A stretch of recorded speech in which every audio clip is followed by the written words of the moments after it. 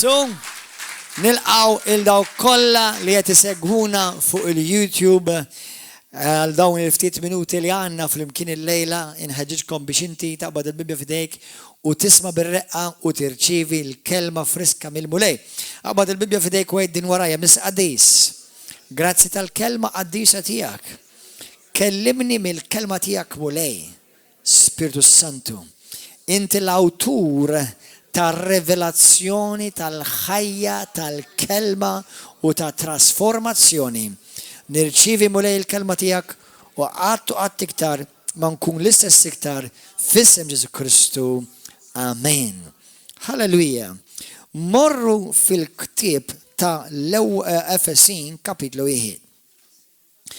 Il-messaġġ li għandi l-lum ħanilkom biċċa minnu. Minajr din ir-realtà u l-verità int ma tista' tagħmel xejn fis-saltna Talla. Ma tistax titwilet mill-ġdid, ma tistax tfiq, ma tistax tkun imbierek, ma tistax issalva, ma tistax tkun maħfur, ma tistax tkun ġenwinament Talla. Daqshekk din il-kelma li l-mulej poġġieli fuq qalbi biex inkellimkom fuqha l-lejla kemm hija importanti. Infatti hija ċ-ċentralità tal-Vanġelu, hija ċentralità ta' dak li ġie jippredika Ġesu, hija ċentralità tat-talb li Pawlu l-Apostlu kien jitlob għal qaddisin, ovvjament, ta' fuq l-art, għal Kristjani u għal Knejjes. Efesin kapitlu 1. Number 1, eżiż aħwa, importanti ngħid li mingħajr l-Ispiritu Santu inti ma tista' tagħmel xejn. Però għalkemm mhux ħanitkellem fuq l-Ispiritu Santu per se il-persuna tal-Ispiritu Santu l-lejla, però dak li ħanitkellem fuqu ma tistax tifred l-Ispiritu Santu minnu. Sewwa għax l-Ispiritu Santu waħda mill-ministeri maġġuri tiegħu hija li juri, li jagħti dawl, li jagħti revelazzjoni. Allura llejla ħanitkellmu fuq ir-revelazzjoni. Forsi ħafna mill-Kristjani ma jirrealizzawx li inti ma salvax għax ikollok informazzjoni. Inti salva għax tirċivi revelazzjoni. U dik hija differenza bej bniedem informat bej ma bniedem trasformat. Bej Kristjan li għandu ħafna arfin f'moħħu u bej Kristjan li għandu ħafna revelazzjoni fl-ispirtu. Dik hija d-differenza fejn ġili, per esempio jiena kelli ħabib tiegħi, kelli bosta ħbib l-Amerika, ma kelli wieħed minnhom partikolari li kellu moħħu librerija sħiħa. Kien vera bravu. Kien, u ma fija xejn li tkun bravu, kien bniedem intellettwali ħafna. Daw it-tip ta' nies ħafna drabi mhux bil-forsi jridu jkunu hekk, imma ħafna drabi dawn in-nies kull ma tgħidilhom jipproċessaw ħaw. Aw. Din aw moħħhom fis-suke the mind. Sewwa, imma l-informazzjoni li Alla jridek li inti tbiddillek ħajtek ma tistax tipproċessaħ imma tipproċessaħ għax huwa tal-Ispirtu. Mingħajr l-Ispirtu Santu u mingħajr ir-revelazzjoni int qabel tkun taf b'Ġesu, temmen b'Ġesu mentalment u xorta tmur l-infern.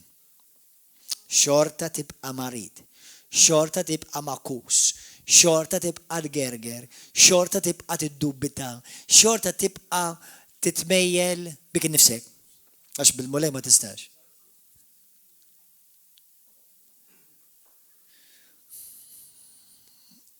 Ismawni aħwa, di ħanitloba fuqkom, lew ħanejda, ħanamila iftaħ qalbek, daqs li kieku Pawlu stess qed jagħmilha dak il-ħin stess.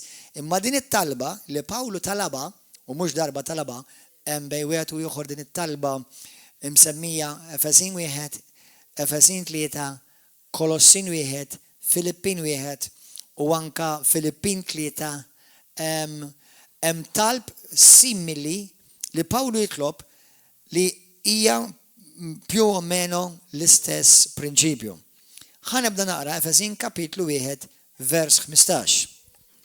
Mela jiena ta' spiss, anzi, mhux ngħidilkom ta' spiss, apparti li nitlob kuljum għandi waqali monstru.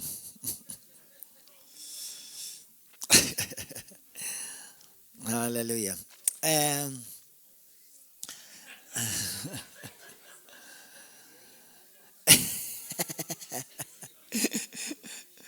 Halleluja. Holy. Isma dak fil-ġenna ħadarom ta' ma kontux tafu li ħajkun hemm id-dubbin fil-ġenna?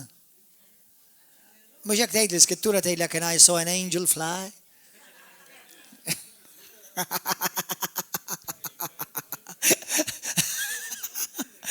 Anġlu b'dubbina. Halleluja. Amen. Mela, gloria l-mulej. Mela, Pawlu, illum ħana mela ta' Pawlu, daqs li kieku qed nitlob jiena issa stess fuqkom u hekk ħanagħmel, ħanitlobha fuqkom issa stess. Jiġifieri dak li ħaniddikjara fuqek irċiviha għalik, kulħadd jgħid għalija. Amen?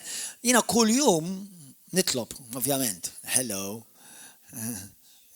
What a novelty. Imma kuljum nitlob, imma apparti li nitlob kuljum jiena nitlob għalikom. Jiena nitlob għalikom, River of Love, għal-familja River of Love nitlob għalikom, intom tissemmew fit-talb tiegħi kuljum. Sewwa, Pawlu kien ukoll jitlob għal-Knisja jew għal-Knejjes tiegħu, għal-Knejjes u għal-Kristjani. Isma'u di. Immaġina dan qed nitkellem jien issa. Għalhekk kien ukoll. L-ismajt bil-fidi tagħkom fil-mulej Ġesu u bl-imħabba tagħkom li nqaddisin kollha dan nista' ngħidu għalikom River of Love, ma nixbaqat niżħajr minħabba fikom meta niftakar fikom fit-talb tiegħi. Jiena nista' ngħid bħala Pastor Gordon John Manxe li m'hawnx knisja oħra fid-dinja li I much rather pastor except you. Halleluja. Kenneth Hagin li għandu knisja ta' madwar 10,000, Joel Osteen li għandu xi knisja ta' xi 35,000, ma nerx għalihom. Jiena River of Love inħobb, River of Love irrid. Halleluja. Ġifieri li kieku l-mulej jgħid l-isma' ħanibatek tippastorja Lakewood Church. Le, jiena River of Love irrid. Amen. Ovvjament, apparti li hija vera, imma ukoll intom uledi fil-mulej. Amen. Halleluja. Mela, ħankomplu, vers 17. Ħalli Alla ta' Sidna Ġesu Kristu, il-Missier tal-Glorja, jagħtikom il-koll kemm intom poplu u familja ta' River of Love, u anke għal dawk kollha forsi River of Love li qed taraw fuq il-YouTube, u anke jekk m'intomx River of Love din ukoll għalikom, speċjalment dawk li għandkom il-Kristu, jagħtikom spiritu ta' erf li jirrevelalkom biex tarfuha sewwa, jew nkella spiritu ta' erf biex jirrevelalkom tarfu sew il-verità. Tarfu sew, x'tarfu? U jdawlilkom lajnin talbkom, ftakar li din Pawlu qed jitlob lil dawk li huma diġà Kristjani. Pawlu di qed jgħidha, qed jitloba lil dawk li huma diġà salvati, imwilda mill-ġdid. Nista' ngħidilkom fl-esperjenza tiegħi li met id-differenza bejn raġel talla jew mara talla li jimxi f'revelazzjoni u raġel talla, mara talla anke kuma ministri li jimxu biss fl-informazzjoni, id-differenza hija drastika. Drastika. U ġieli attendejt knejjes jiena li għandhom informazzjoni tajba. Għandhom ukoll għarfien tajjeb tal-Bibja. Imma informazzjoni, mhux revelazzjoni. Mhux jitmaw lill-poplu ir-revelazzjoni, jitmaw il-poplu l-informazzjoni tal-Bibja. Sewwa, Halleluja, ħankomplu. U jdawlilkom lajnin ta' qalbkom biex tarfu x'init-tama tas-sejħa tagħkom. Din messaġġ li biss għal din il-frażi biss. Għaliex waħda mill-affarijiet li wara li inti tkun salvajt u sir ta' Kristu hija mhux biss li inti tiġi l-fellowship, imma inti kollok revelazzjoni ta' x'in is-sejħa li Alla għandu għalik fil-ġisem ta' Kristu. Ħanejd dal-ispunt, għax jiena kont se nitkellem ukoll fuq il-sejħa tagħna kollha kemm aħna individwali li m'għandix ċans niftaħ fuqha, ma ħanejd dal-ispunt. Alla, once il-fatt li inti salvat, apparti li inti salvat u ċittadin tas-saltna u xi darba ħadmur il-ġenna, imma Alla għandu sejħa għalik. Alla, kulħadd jgħid Alla għandu sejħa għalija. Isimgħuni sew waħwa. Is-sejħa tiegħek ma tistax twettaqha barra maqtuħ mill-ġisem ta' Kristu. Aħjar taqbdu għadik. Dawk li inta fuq il-YouTube għabdu għasir. Ma tistax twettaq is-sejħa talla fuq ħajtek barra maqtuħ mill-ġisem ta' Kristu. Din qed ngħidha għax hemm ħafna Kristjani fit-toroq f'barra li ma jxirku imkien mal-ġisem ta' Kristu. Jiena u inti, naqra parantesi di naqra sideline, side thought, jiena u inti ħammorru qudiem id-tron tal-ġudizzju ta' Kristu. Mhux talla dak li jgħidu l-tron l-abjad, qudiem ta' Kristu. U mhux ħajġudikak jekk inti salvat jew mitluf, ħajġudikak jekk int wettaqx is-sejħa tiegħek fil-ġisem ta' Kristu. Isimgħuni aħwa. Jekk int msejjaħ biex tkun perit, dak huwa xogħol tiegħek ċivil. Però hemm sejħa għalik fis-saltna. Jekk int tabib mediku, dak huwa jista' jkun parti mis-sejħa tiegħek ukoll fid-dinja. Imma sejħa tiegħek fis-saltna. Jista' jkun inti businessman. Dak huwa parti mis-sejħa jista' jkun għandha x'aqsam ukoll mas-sejħa tiegħek ċivili, imma msejħa tiegħek fis-saltna. Kollha kemm minnkom għandkom sejħa fis-saltna. Mhux qed ngħidilkom kollha kemm minnkom pastors. Kollha kemm minnkom hemm sejħa fis-saltna. U dik ma tistax twettaq għadik is-sejħa jekk ma tkunx membru attiv fil-Knisja ħajja ta' Kristu. Ma tistax wettaqha. U allura għandi messaġġ ieħor jiena kont darba pretkajt jismu Are you a womb or are you a tomb? Int ġuf jew tebut. Għaliex inti meta titwilet minn ġdid, jekk ma twettaqx il-sejħa tiegħek li Alla għandu fis-saltna, inti xi darba ħatmut fil-ġisem bħal kulħadd u ħadd indifen ġewwa il-qabar tiegħek bis-sejħa tiegħek qatt ma ġiet eżawrita u mwettqa. U inti minflok tkun ġuf li suppost ġuf li għat il-ħajja, tkun għamilt biss, kun inti as a state, ismek miktub fuq iktib tal-ħajja salvat bil-grazzja, imma kont tebut. Kun ma kont biss tebut. Darba xaħat għalek, I'm preaching 3 different messages in 5 minutes. The richest place on earth is the cemetery. Many callings have been buried without ever being fulfilled. ħafna żejħied ġew mitfuna mill qatt ma ġew imwettqgħu eżawriti. Illum waħda mill-affarijiet għalkemm ma kontx qed nippjana biex nippritka fuq hekk. Tkellem mal-mulej u jekk taf qatwa, jekk ma tafx fittex. X'imkien minnkom kollha kemm minnkom għandkom sejħa biex tibni il-Knisja. U int trid twettaq dik għax jekk ma twettaqx, għejd li xħatejlu li sidek meta tidher quddiemu fuq qudiem it-tron tal-ġudizzju għax inti ma rid tagħmel xejn. Hemm messaġġ fuq il-YouTube, hemm ħafna messaġġi minn wieħed tiegħi bil-Malti wkoll. Sewwa, Ġifieri, please, Pawlu qed jgħid isemmiha di biex ikunu tafu x'inhi t-tama tas-sejħa tagħkom. Hemm sejħa fuq ħajtek aħwa. Sirafa għax Alla da petada ħejlek x'għamilt bit-talenti li tgħidek?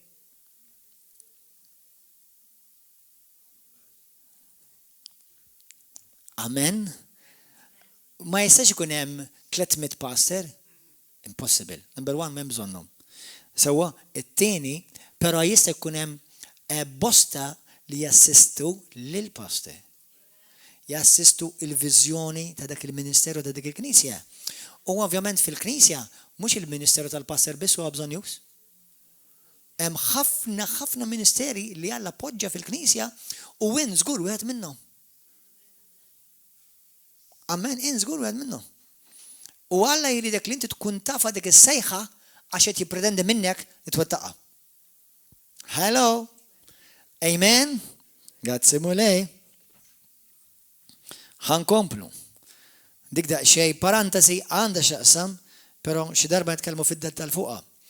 Mela, biex tarfu x'inhija t-tama tas-sejħa tagħkom, x'inhu l-għana tal-glorja tal-wirt li tagħkom taqsmu mal-qaddisin.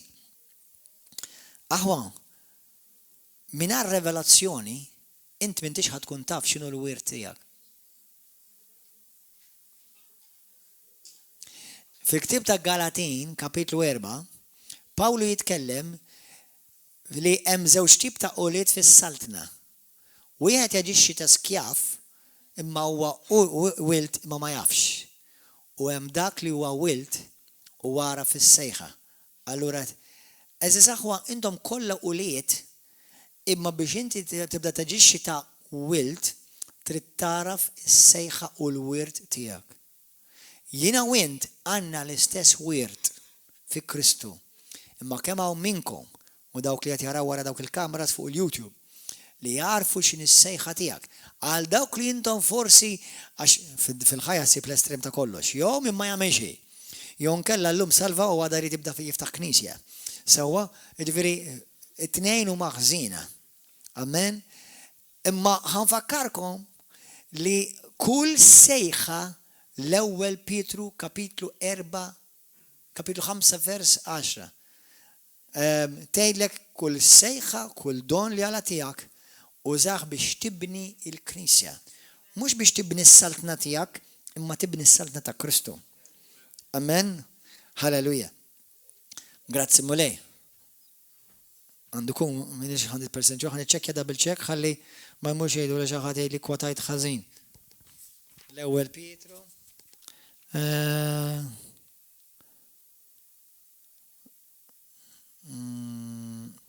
L-ewwel Pietru kapitlu 4 niċċekkja fejn tgħidilkom di tas-sejħa u tas 1 Peter chapter 4.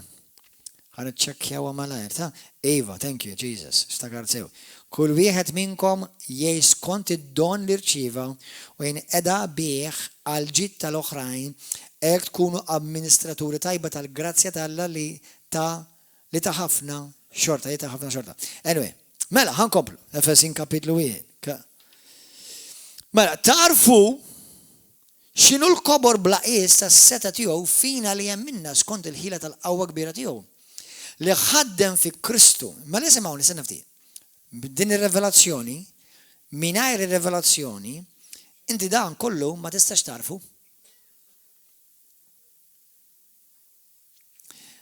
Meta jekk tintaqa' ma' xi Kristjan u ġieli nħobb ngħidha di u jgħidlek inti too much, għejdlu għax inti not enough u wis probabbli għax m'intix qed timxi f'revelazzjoni.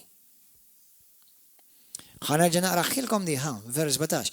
Mela x'inhi? Pawlu qed jgħid biex Alla ta' Sidna Ġesu Kristu, il-mistier tal-glorja nidikjara fuqkom, jagħtikom il-kom river of love, spiritu ta' erf, biex ikolkom revelazzjoni biex tarfu sewwa u jdawlilkom l-għajnejn ta' qalbkom biex inkom ikolkom revelazzjoni. Ħalli tkunu tafu x'inhi t-tama tas-sejħa tagħkom. Revelazzjoni tal-għana tal-glorja tal-wirt li tagħkom taqsmu mal-qadisin. Ikolkom revelazzjoni ta' xi l-kobor blaqis tas-seta tiegħu li hija fikkom li hemm intu u skont il-ħila tal-qawwa kbira tiegħu li ħaddem fi Kristu meta qajmu mill-imwiet u qiegħdu fuq il-lemin tiegħu fi smawiet.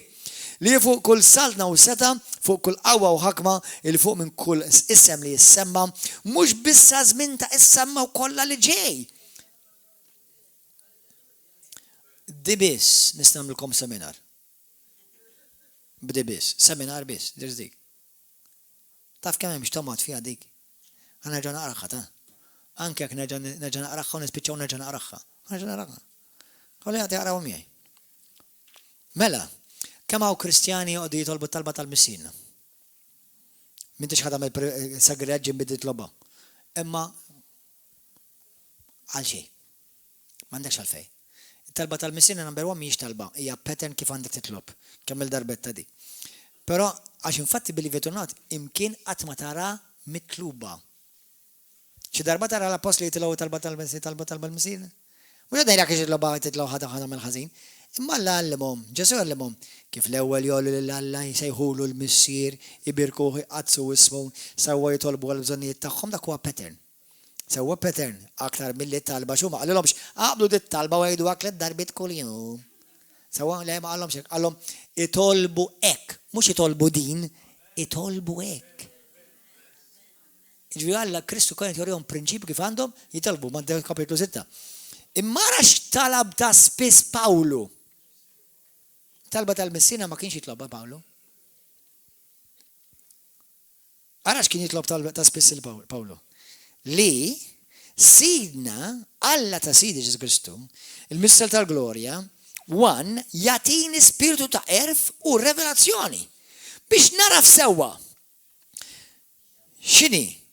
Idawwalli l-għajnejn ta' qalbi biex naraf x'inhi t-tama tas-sejħa tiegħu, sewwa tiegħi li jiena fih, is-sejħa tiegħi fi Kristu, x'inhi l-għana tal-glorja tal-wirt li tani naqsam mal-qaddisin, x'inhi l-wirt kbir għana tal-glorja ta' wirt li tani naqsam mal-qaddisin. Mhux meta mmut issa naqsam ma' dil-glorja, dil-glorja issa tibda. L-għana kbira tal-wirt li jiena naqsam mal-qaddisin. Biex naraf x'inhu l-kobor bla qis, jiġifieri ma tistax tkejlu. Kobor tantu kbir ma tistax tkejlu. Sewwa tas-seta tiegħu fija. Mela se nifti, mhux qed jgħidlek biex taraf kemm hu kbir Alla, qed jgħidlek biex taraf x'kobor kbir Alla poġġa fik. Mamma mia. Dik Pawlu dak qed jara qed jitlob Kristjani qed titlob biex intom tarfu b'revelazzjoni x'kobor Alla poġġa fik. Wow! Ara ħan nifrustra xi nies reliġjużi li fi Ġesu Kristu l-ebda waħda minnkom inti. Jiena u inti suppost nitkellmu bħal Alla.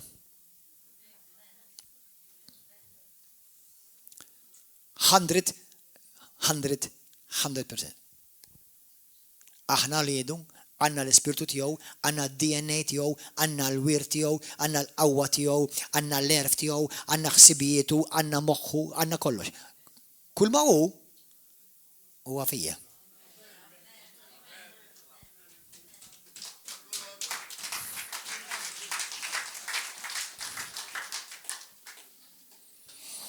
Biex narfu x'inhu l-kobor bla ista seta tiegħu fija jien li għamment. Skont il-ħila tal-qawwa kbira tiegħu. Dan jiġifieri bil-qawwa tal-ħila tiegħu. Li ħaddem fi Kristu dan kollu sar permezz ta' Kristu. Meta qajbu mill-imwiet u qegħdu fuq il-lemin tiegħu fis-smawiet. Vers 6 ta' kapitlu 2. Vers 6 ta' kapitlu 2. U qajjimna miegħu. Taf meta qomt mill-mewt jien? 2000 sena ilu.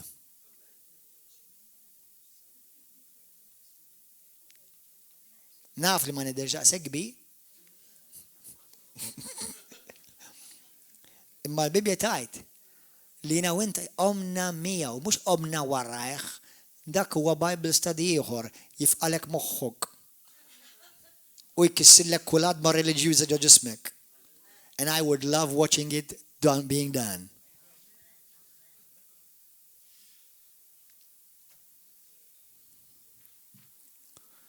Għajjimna miegħu u għedna fis-smawiet ma' Kristu. Mela da kollu li sar sar permess ta' Kristu meta qajmu mill-imwiet, imma dak il-ħin li qajmu mill-imwiet, ismawni Ġesu, ismawni ħo. Aħna f'darba fis-sena niċċelebraw bħala festa il-qawmin ta' Ġesu, the Resurrection Sunday. Ħafna jdulu lajt sewwa. Imma ħafna ma jirrealizzawx li meta Ġesu qam għajjem 3 ġenerazzjonijiet. Il-ġenerazzjoni ta' qablu, il-ġenerazzjoni tiegħu u l-ġenerazzjoni ta' warajh. Għax Ġesu jgħidlek, dawk li kienu mitu fil-fidi tagħhom fil-Messija qablu qamu miegħu. Dak li mitu dakinhar miegħu u kienu tiegħu qamu miegħu. Sewwa? U dawk li kienu ġejjin fil-futur qamu miegħu wkoll. That is one heck of power. Amen. Għax għajjem il-qaddisin kollha tal-passat. Il-qaddisin li mietu fil-ġenerazzjoni tiegħu u l-qaddisin kollha li kellhom jagħti jrid jiġu tal-eluf ta' snin wara għajjimna kollha miegħu. Halleluja, glorja l-Ġesu. Glorja lil-Mulej. Le, iċ-ċabxiba tkun ħafna kbar minn hekk. Hallelujah. Thank you, Jesus. U għassaġ biex nkun korret mux 3 ġenerazzjonijiet, ruxmata ta' ġenerazzjonijiet, mux imma jinetilkom 3 time frames. Zmin ta' qablu, zmin tijaw, u zmin ta' da' kollu li kien ħajt jiġi ġej wara. Imma fl-eternità, fajna jalla, aħna ma qomnix wara, aħna qomna miegħu. That's another seminar. Hallelujah. Ma la simawni, xini hija l-kelma apokalissi? Dik hija l-kelma apokalissi? Għajek mill-kelma apokalipsis, ju apokalipto. Issa, apo tfisser to open biex sewa xaħġa lipto, xaħġa li kienet mistura u maluqa segreta.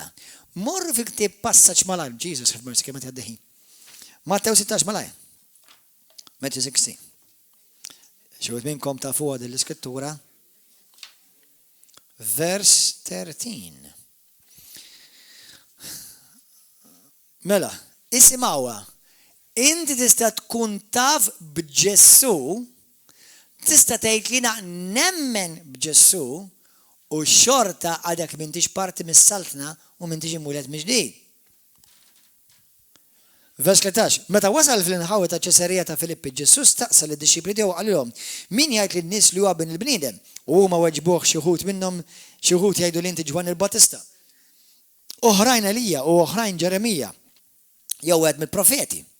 Immintom min tgħidu li jien staqsihom u qabel Ximon Pietru qallu inti il-Messija bin Alla il-ħaj. U Ġesu weġbu qallu ħini int Ximon bin Ġona. Għax mhux bniedem tad-dem u l-laħam u rik dan, jiġifieri mhux fin-natural inti dan din l-informazzjoni din għadek kifet li ma ġietx mill-erf naturali tiegħek. Jew itallimta minn xi textbook. Imma missieri li huwa fis-smewiet u rik dan, revelawlek dan, reveal this to you bl-Ingliż. U qallu ħini int, imbirak int. Ximon Pietru, Ximon bin Ġona.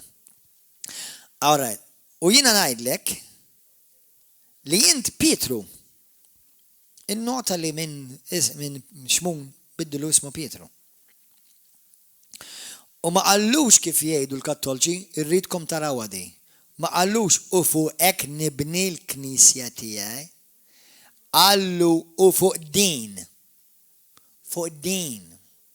Fuq din il-blata.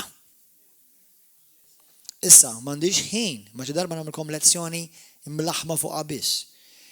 Number 1, Ġesu u Alla jissejħu l-blata ta' dejjem u fil-ktib ta' Iżajja 30, fil-ktib ta' Salmi tgħidlek m'hemmx blata oħra għajri.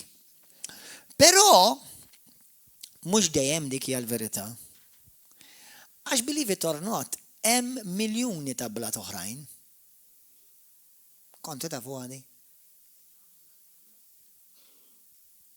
Tafu fil-Petru stess jgħidlek li kull min ara fil-Kristu isir bħal Kristu bl-istess materjal tal-ġebla ta' Kristu li huwa magħmul minna.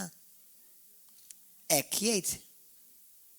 Għalhekk issa fl-ewwel Petru kapitlu 2 jgħidlek aħna l-koll ġebel ħaj qed nibnew fuq il-blata qed nibnew f'tempju għaddis. Dak huwa jekk halleluja, grazzi Ġesu. Grazzi mulej. Jekk intom ma tafux di, tistgħu taqraw il-ktieb li għandi jiena jismu Born Upon this Rock, the Unshakable Foundation, naqrawh għax vera powerful. Anyway, mela prattikament Ġesu qallu hekk ara. U jiena ngħidlek int Pietru, dik il-kelma Pietru tfisser żrara jew kellha ġebla żgħira. U fuq din il-blata, imma fuq din il-blata, imma ġifieri x'in il-blata, ma qallux issa fuq il-ġebla, jew ġebla żgħira u żrara x'hekk tfisser fil-Grieg. Qallu fuq din il-blata, issa din hija ġebla tax-xewka, din hija l-blata li ma titħarrekx li nqatat mis-sema nqatat minn muntanja kbira fil-ktieb ta' Daniel. Mingħajr idej, halleluja. Jiena nibni l-Knisja tiegħi. U s-setat tal-infern ma jelbuwix kif tibni Knisja? Kif tibni Knisja? Meta bniedem jerċievi l-Ġesu Kristu b'revelazzjoni li huwa l-Messija u li ben tal-ħaj, bang, sar parti mill-Knisja. U l-Knisja qed tkompli tinbena. Hekk il-bena din-Knisja. Dik hija l-Knisja, hekk tinbena Knisja. Intom sirtu parti mill-Knisja, mhux meta ġejtu River of Love, intom sirtu parti mill-Knisja l-moment li għaraft vera b'revelazzjoni minnu Ġesu Kristu li ben tal-ħaj u l-Messija. U intom dakinhar sirtu parti mill-Knisja. Issa, bħala parti mill-Knisja biex inkom tibqgħu sani fil-maturità tagħkom tkun tkomplu tixxirku għax inti jekk inti tisir biċċa ġebla u tinqata' mill-komplement tat-tempju, li xużu għandek kont waħdek.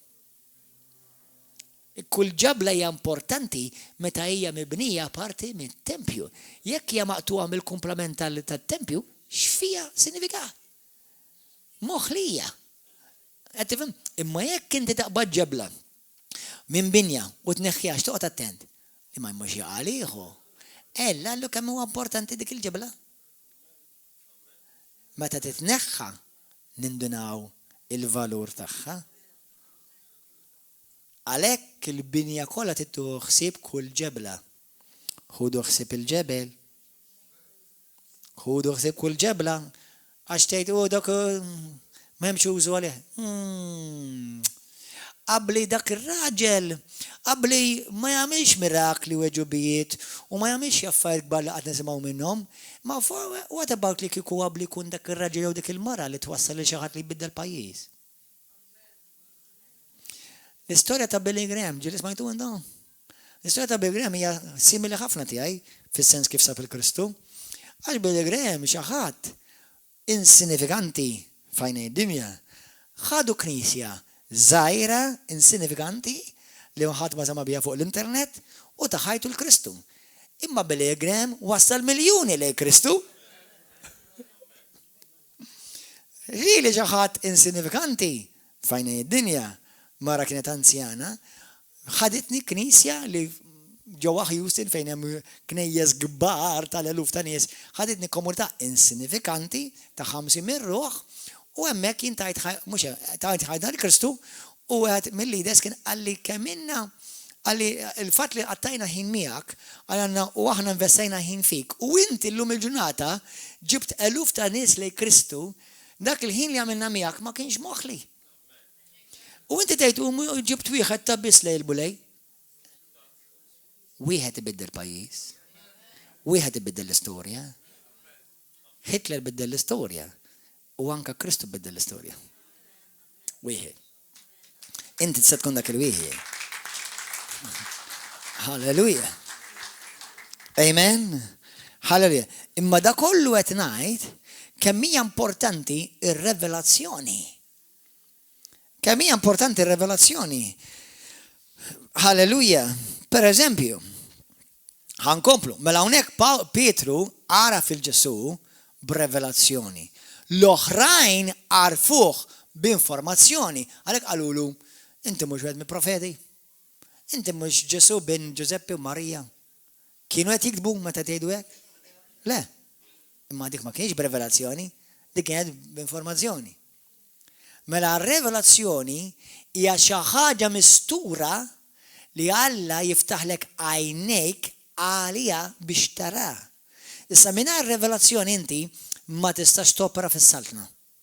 Ma tistax topera fil-qawwa tal-Ispiritu Santu. Ma tistax tara fejqan fil-ħatijak.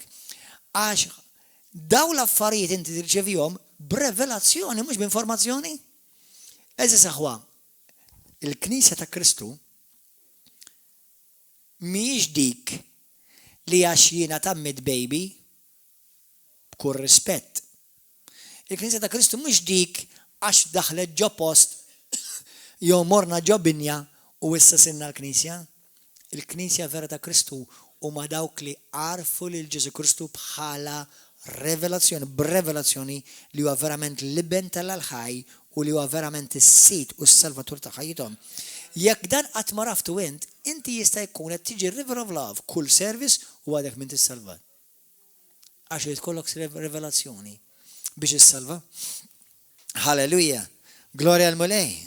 Mela, number 1 hija b'revelazzjoni li tirċievi l-vejqan. Hija b'revelazzjoni li tirċievi l-prosperità. Hija b'revelazzjoni li tirċievi s-saħħa. Hija b'revelazzjoni li tirċievi qawwa. Hija b'revelazzjoni li topera f'awtorità. Hija b'revelazzjoni li inti tattiva id-doni tal-Ispiritu Santu fil-ħajja tiegħek.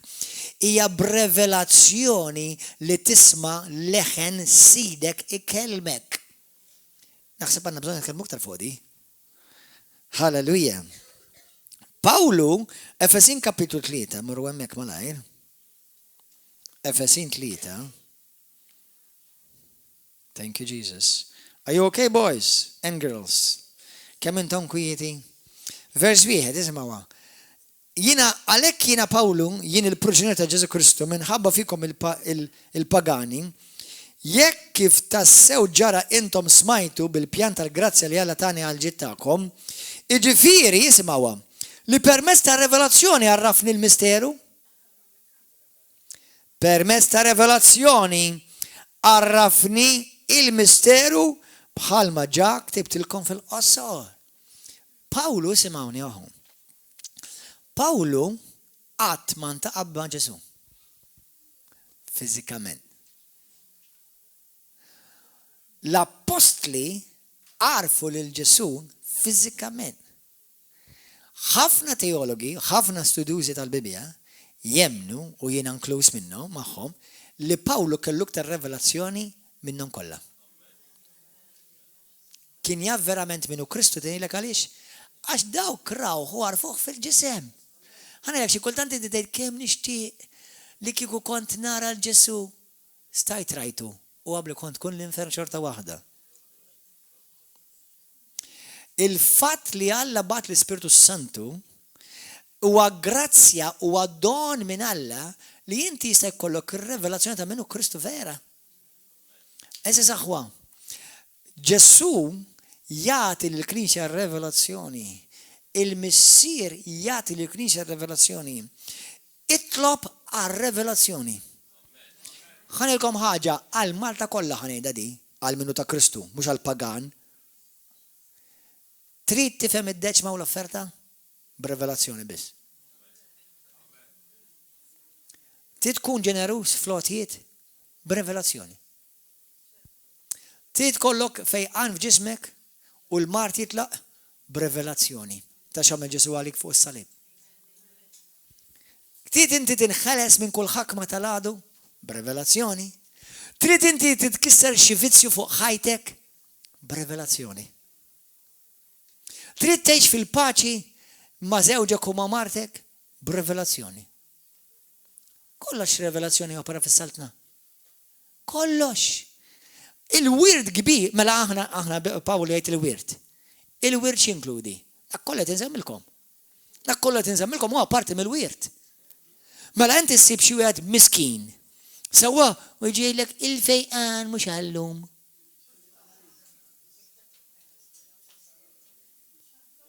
Taf għaliex jgħidlek hekk? Għax raqqa minn xi ktieb ta' balalu ieħor. U ġi jirrepeti il-bluwa tiegħu u m'għandux revelazzjoni tal-Ispiritu Santu.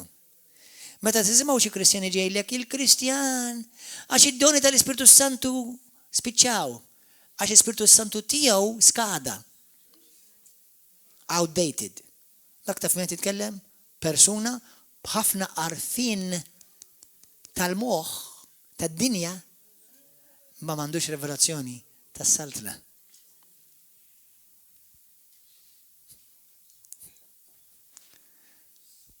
Titkellem b'awtorità. B'awtorità ġifieri mhux bil-fors konna arroganti ta' awtorità ġifieri taf min int fi Kristu. Taf min inti li meta titlob Alla jisimek. Ħanejdlek ħanejdilkom aħwa. Jiena ovvjament tafu li ġieli ngħajjed u werżaq nitlob bil-qawwa u neżżeż post. Però dak ma jfissirx li għandi rivelazzjoni, da? Persuna b'rivelazzjoni, ara, persuna l-ajjat ma jġibx il-preżenza tal-Alla. L-ajjat ma jġibx il-Alla jirrispondi għax tlab ta' ajjat. Ajjat kemm tiflaħ. Għal-ferħ, sewwa għax aħna għandna l-entużjażmu tal-Alla fina, praise God. Imma ma tmux taħseb għax tajjat Alla tismek iktar. Titnejdlek xi jisimek iktar Alla meta titlob revelazzjoni.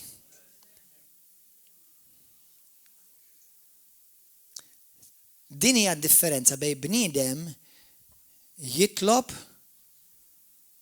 u bniedem kif jitlob b'revelazzjoni il-preżenza tal-Alla taqa'.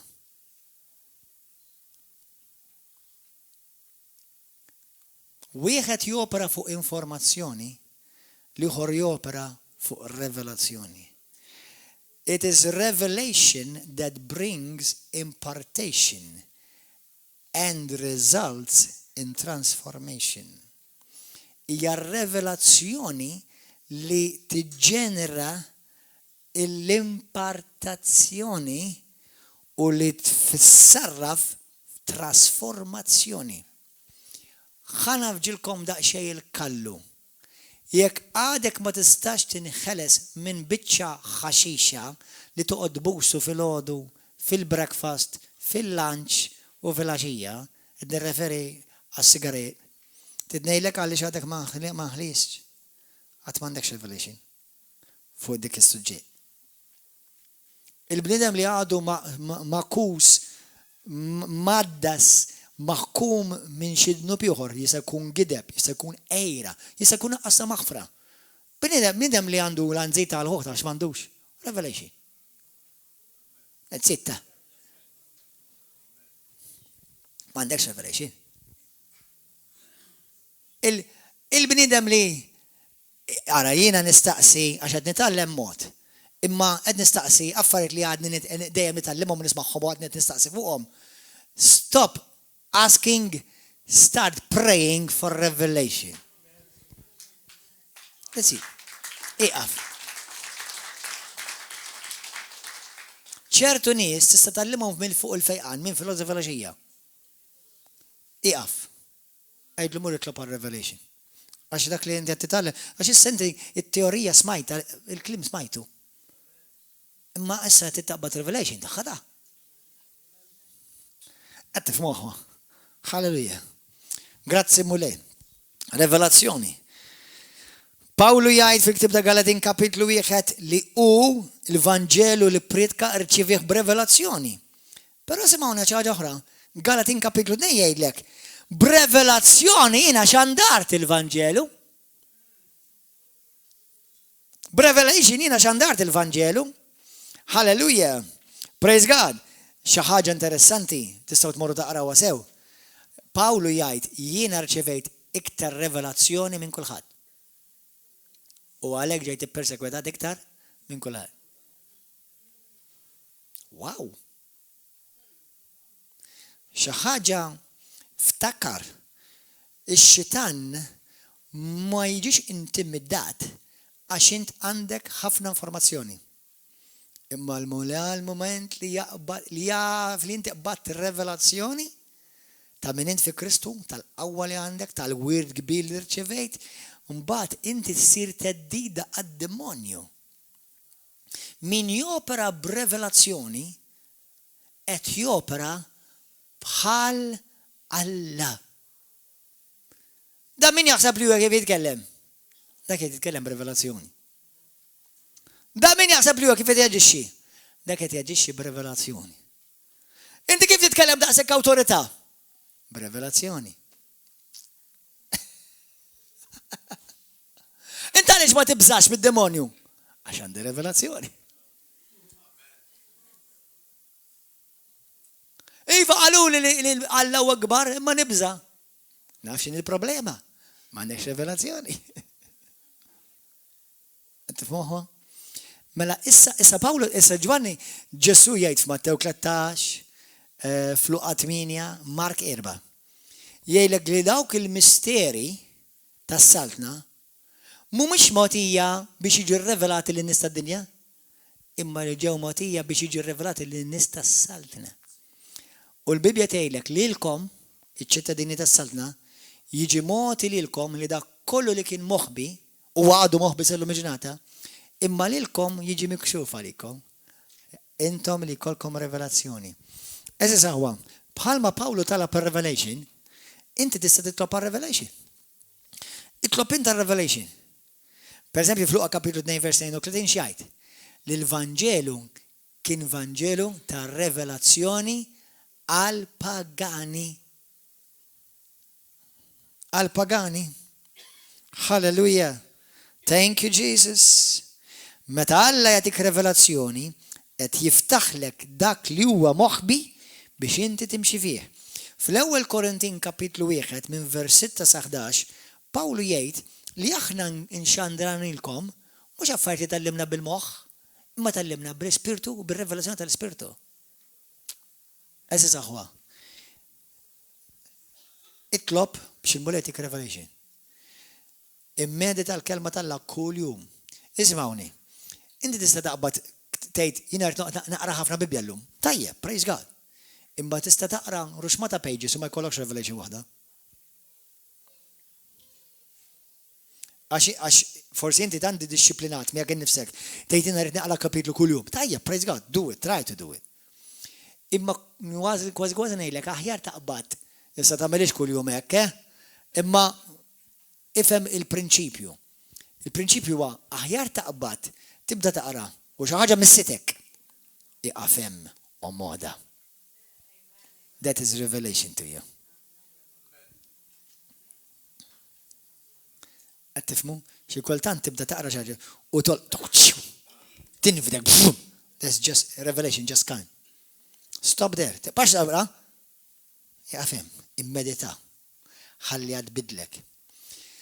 Ħaġa oħra, revelazzjoni, l-ewwel Korintin kapitlu 14 minn vers 1 sa 3.